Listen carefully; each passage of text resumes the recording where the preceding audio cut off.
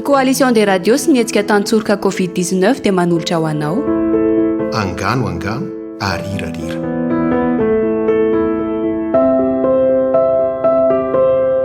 Ny Vahoakan'ankoronandoza. Angano nosoratan'i Hortense Randrianasolo.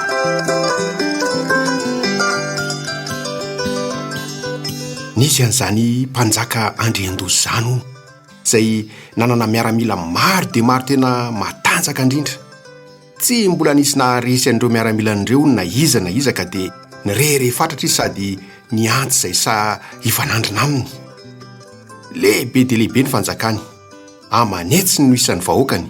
Saingy mampalahelo dia vahoaka tsy mba malina izy ireo satria nieritreritra fa matanjaka ny miaramilam-piaro azy. Mpanjaka tena loza be nefa Andrian-tantara, ka izay fanjakana tafiany dia nataony nahita faisana tanteraka, ka sady novonoiny ny mpanjaka no baboiny ny arenany ary naripany avokoa ny vahoaka resy. Tsy mba manana famindrapo izy. Miaramilan'ny rahateo pietraketraka ka mahatonga azo ala ny fanjakana rehetra manodidina. Indray andro no nandeha tany amin'ny toerana lavitra dia lavitra izay honinan'ny herimaizina ny mpanjaka mba akaody mahery, fa te hanana hery bebe kokoa ahafahany mampiaiky ny olona rehetra amin'izay zavatra tiany atao izy na hatramin'ny zava-doza aza. Nentiny niaraka tamin'ny vady aman-janany sy ny miaramilam-pilanja azy ireo ka naharitra mambolana mihitsy no nandao izany fanjakana. Tamin'izany indrindra nefa no nisy nahatsikaritra ny tsy nahateo azy ka naniraka olona hivarotra toka mahery fandemina ao an-tanàna. Nataony mora dia mora ny vidiny ka maro no mamitampony ireo miaramila tao. Tao anatin'ny ray alina monja dia tapotra ripaka avokoa ny miaramila sy ny vahoaka rehetra tao amin'ny fanjakana Andrian-tantara. Nataon'ireo olona tsy fantatra tahaka ny fanoany koa ny valifaty nataony taminy, ary dia indresy fa nodorana izy ireo mihitsy ny faty voalaza izy ireo. Nirehatra ny atezeran'Andrian-tantara rehefa tonga avy any ka nahita ny fanjakany rava tanteraka. Tsy nanana vahoaka intsony izy akoatran'ireo miaramilam-pilanja azy.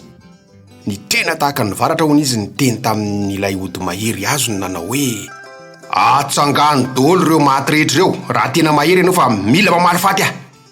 Dia namaly tamin'ny feo ratsy dia ratsy hono ilay ody mahery hoe: andrenana rery andro afaka mamelona sy manamboatra aina, fa rehefa maty dia maty, fa tsy afaka miverina ho velona intsony, ka tokony zavatra hafa no angatahan'ny mpanjaka. Tezitra be Andrian-tantara mpanjaka ka saika hodoran'ilay ody voanalainy.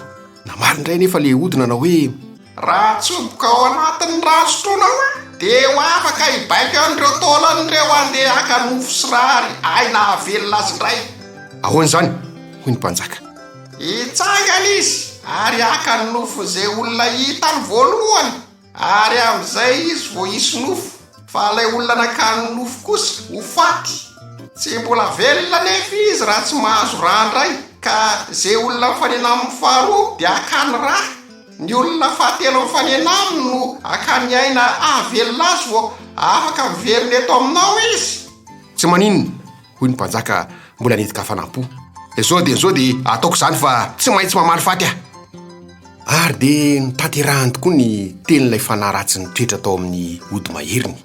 Nibaiko indray mandeha fotsy izy nanao hoe: izaho mpanjakanareo Andrian-tantara no maniraka 50 aminareo, fa andeha hanafika ny vazatany rehetra isika. Noho izany, mandehana mitady nofo sy rary aina mba havelona anareo. Aza mangoraka fa izay rehetra mifanena aminareo no akanareo an'izany any ivelan'ity fanjakany ity. Indreny fa niaraka nitsangana daholo n'ireo taolapaty 50 ary nandeha namindra hivoaka ny tanàna. Nieritreritra nefa mpanjaka fa raha hitan'ny olona izy ireo amin'izao mahataolapaty azy zao dia tsy maintsy handositra ny olona ka tsy hiverina ho velona na oviana ireo taolapaty ireo. Noho izany dia niteny indray ny mpanjaka hoe: tsy maintsy manjavona daholo nareo, mandra-pahazonareo aina. Ary dia nanjavona avokoa ireo taolapaty voahiraka niaraka tamin'ny teniny, ary samy lasa nanatanteraka ny baiko nomena azy avy.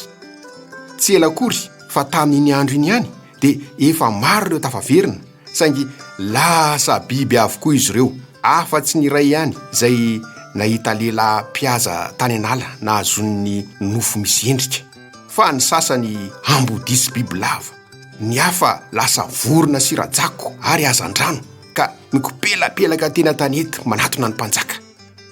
Ny orokototra hono reo miaramila planja sasany izay tsy maty raha nahita an'izany. Natahotra daholo hatramin'ireo vady aman-janaky ny mpanjaka raha nahita azy ireo izay milahatra to miaramila miandro baiko avy amin'ny mpanjaka.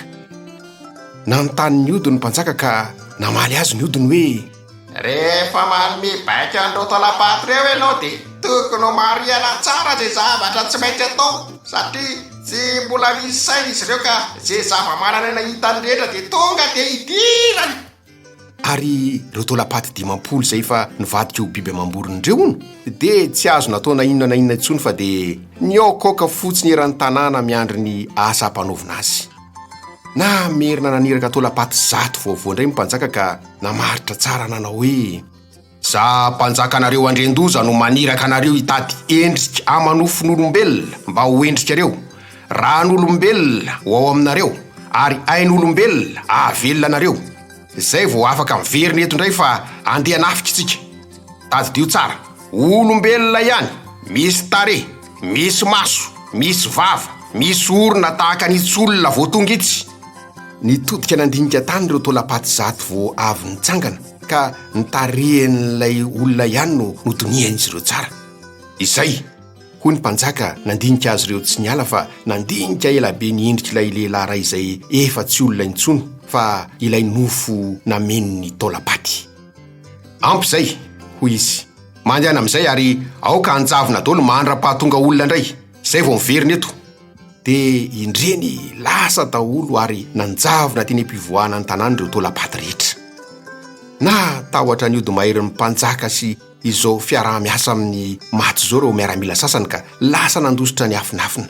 No tapenany tamin'ny ody biby ny tarehany mba tsy ho fantatr'ireo mahatotoa olona raha sanatrika mahatratra azy eny an-dalana. Rehefa nandeha izy ireo dia tonga tao amin'ny tanàna atao hoe Ambohy Mafisofina, ary dia nanomboka niantsoantsonana hoe: aza misy mivoaka ny trantsononareo, mandehana mody angena daholo fa misy mahatoto tsy hita maso amon'olona be dia be ho avy ao aorianao. Maika dia maika mihitsy ny fitenin'izy ireo satria tsy tia hita loza mahatsiravina anjony mpiarabelona aminy izy. Ny omezan'ny olona sasany anefa izy ireo satria no heveriny fahadala noho izy ireo manampina ny tarehany tamin'ny ody biby. Misy nitoraka mihitsy aza fa manjary manilingelina ny fihetretany sy ny asa ataony. Aiza hoy izy ireo no isy mahatoto tsy hita maso amon'olona be dia be tampoka ao, kanefa hatramin'izay tsy nisy zavatra tahaka izany. Mandoro fato-bolo sy zava-mahery fofony izay dia mandositra ny mahatoto. Tsy matahotra an'izany izay. Ary rehefa nitoroahan'ny olona tamin'ny vato sy noroahany ala teo amin'ny tany ireo miaramila ireo dia lasa ny mona ho any amin'ny tanàna hafa indray mba hampandren'ny olona rehetra na dia efa reraka aza. Tampoka teo anefa nikotaba ny olona tao Ambohy Mafisofina izay nandroaka azy ireo. Nisy zavatra hafahafa an'izeo. Indro nisy olona ray avy hatrany dia ninjera tamin'ny tany ary maty tsy tradrano. Gaga ny olona fa vetivety teo dia taolana sisa ilay olona fa tsy nisy nofo intsony. Tsy ampitohina akory dia indro tovolahy matanjaka hafa indray no fotsy atsatra lany raha tampoka teo ampijoroana ka nidaraboka tamin'ny tany ihany koa. Teo ny ao ihany koa dia vavy antitra iray nipetraka nivarotra teo kaiky teo no indro fa niinditra tampoka nanary aina tsy ahoana. Ny orooro ny olona ka nifanaritaka samy nandositra monjy ny ainy avokoa. Izay akaiky trano dia niditra any an-tranony ary nanidiny varavarana ka tsy nisy sanyvoaka intsony fa natahotra ny ainy. Ny hafa teny ampiazakazana teny no ninjera dia maty. Ny hafa efa teo am-pividianana entana no maty tampoka. Maro no maty tamin'ny fotoana nandalovan'ny mahatotoa iny. Misy karazany 3 ny fomba fahafatesan'izy ireny. Ny voalohany lasa taolana sisa, ny faharoa lasa fotsy atsatra, ny fahatelo to mialaina fotsiny. Ary tsy tsikatra izy ireo noho ny fahamaizany fa isaky ny misy olona 3 maty dia iny koa fa misy olona ray miboridana mitsangana tsy fantam-peviana mipotra eo. Ary indreny izy ireo fa lasa mandeha amonjy ny baiko ny mpanjakany. Ireny no Vahoakan'ankoronandoza. Angano Angano, Arira Arira.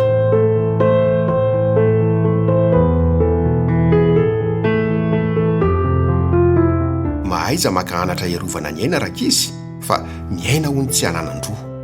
Mbola izy manko ny andian'ireo matoto tsy hita maso avy any ankoronandoza izay alefan'ny mpanjaka ny tady aina. Ho hitantsika ny fizarana manaraka ny toyany.